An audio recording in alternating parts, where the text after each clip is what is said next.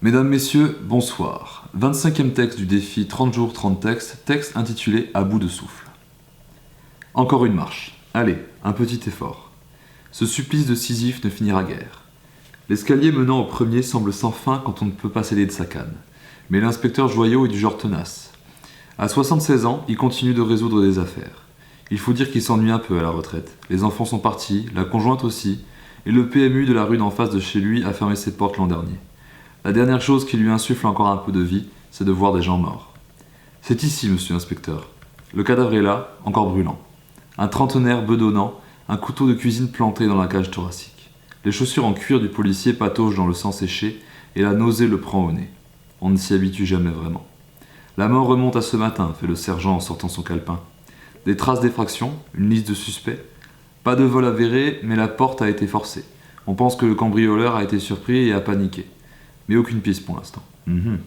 L'inspecteur gratte sa moustache. Cette hypothèse ressemble plutôt à ce que le coupable veut faire croire. Mais admettons. Un accident peut arriver après tout. Un mégot a glissé sous le lit. L'embout gris glisse entre ses doigts boudinés. Il fumait, notre spectateur ? Spectateur. C'est ainsi que l'inspecteur a toujours désigné les victimes encore sur le lieu du crime. Il y a des gens qui regardent leur vie défiler. D'autres contemplent leur mort et les efforts mis en œuvre pour la venger. Nous n'avons pas trouvé de paquet de cigarettes dans ces affaires, monsieur. Excusez-moi, il y a quelqu'un ? Fait une voix de femme en bas. Qui est-ce ? Demande l'inspecteur. Une voisine, sans doute. Faites-la monter. Pas question de gravir à nouveau ce maudit supplice, et tant pis si une civile voit le mort. Celle-ci est jeune et jolie, avec ses lèvres écarlates et sa robe claire. Le premier choc passé, le retraité bon vivant lui demande. Vous le reconnaissez ? De vue, j'ai entendu du grabuge dans la rue, alors je suis descendu de chez moi. Permettez ? Sa main gantée plonge dans son sac et en sort une cartouche et un briquet. Le petit objet de métal teinte contre du verre, un miroir sans doute. Une envie toute simple. Une addiction incontrôlée même, presque inconsciente. Un petit geste banal qui ne tombe pas dans le regard d'un aveugle. Ces cigarettes, vous les achetez où ? Pourquoi ? J'aime bien la boîte. Je pensais les offrir à un ami. L'épicerie au coin de la rue. Permettez ?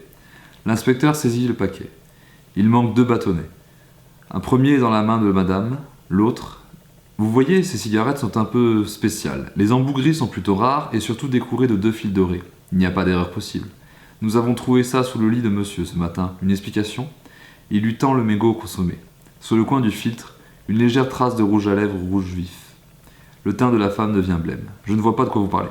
Cessez ces enfantillages et répondez à la question, mademoiselle. Nous étions amis. Ah ! Je croyais que vous ne vous connaissiez que de vue, pourtant. C'est très mal de mentir à la police, mademoiselle. Vous comprenez que dans ces conditions, mon collègue vous fasse subir un interrogatoire plus poussé au poste. Elle proteste, menace, crie et pleure, mais ses gesticulations ne l'empêchent pas de suivre le collègue en képi. L'inspecteur Joyau est ravi.